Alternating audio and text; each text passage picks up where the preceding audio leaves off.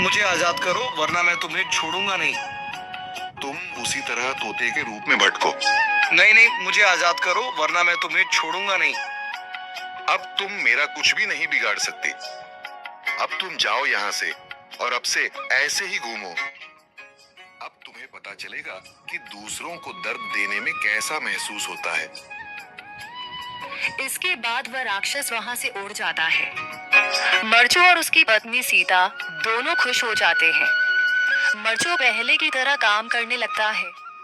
वह और उसकी पत्नी दोनों खुशी खुशी जिंदगी गुजारने लगते हैं।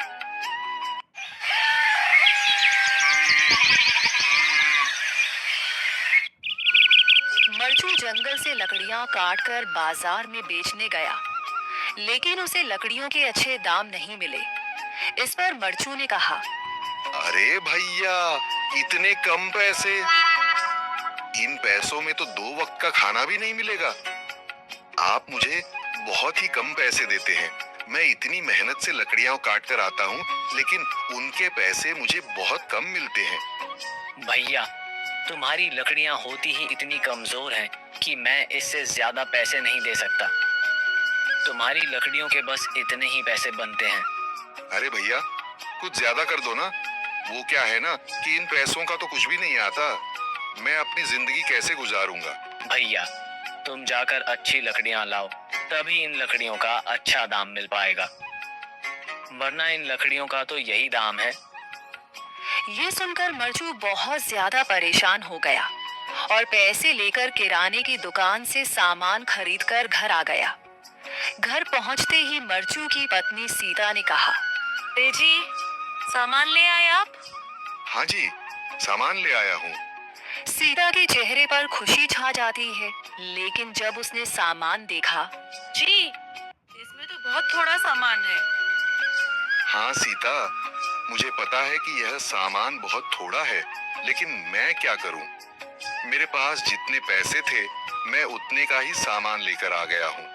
इस तरह हमारा गुजारा कैसे हो पाएगा जी? आपको तो पता ही है कि हम कितनी मुश्किलों से गुजारा करते हैं।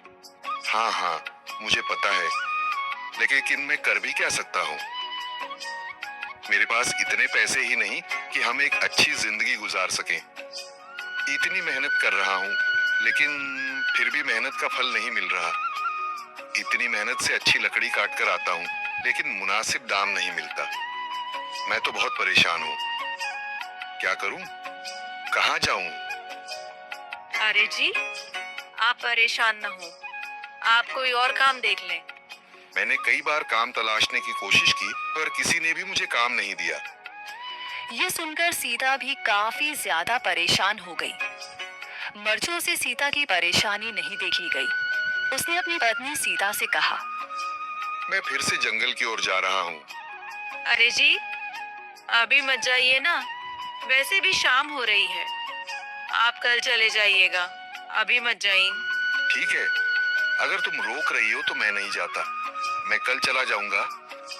इसके बाद मर्चू गांव में घूमने के लिए चला गया। तभी उसे एक आदमी मिला और उसने कहा, कहाँ जा रहे हो भैया? और सुनाओ, क्या हाल चाल है? जिंदगी कैसे गुजर रही है? अरे भैया, तुम्हें तो पता है कि लकड़ियां काटकर कैसे गुजारा होता है। हाँ भैया, तुम सही कह रहे हो। और आसपास के जंगलों में अच्छी लकड़ियां भी नहीं है। इसके लिए तो जंगल के अंदर जाना पड़ेगा। पर जंगल के अंदर तो काफी सारे जंगली जानवर होंगे। मुझे बहुत डर लगता है भैया। मैं जंगल में कैसे जाऊंगा? हाँ भैया, जंगली जानवर तो होंगे, लेकिन अच्छी लकड़ियां तो वहीं से ही मिलेंगी। ये सुनकर मर्चू बहुत ज्यादा परेशान हो गया, लेकिन वह आदमी बिल्कुल ठीक कह रहा था। जंगल के किनारे की सारी लकड़ियां कट चुकी थीं। अब सिर्फ जंगल के अंदर ही अच्छी लकड़ियां बची थीं।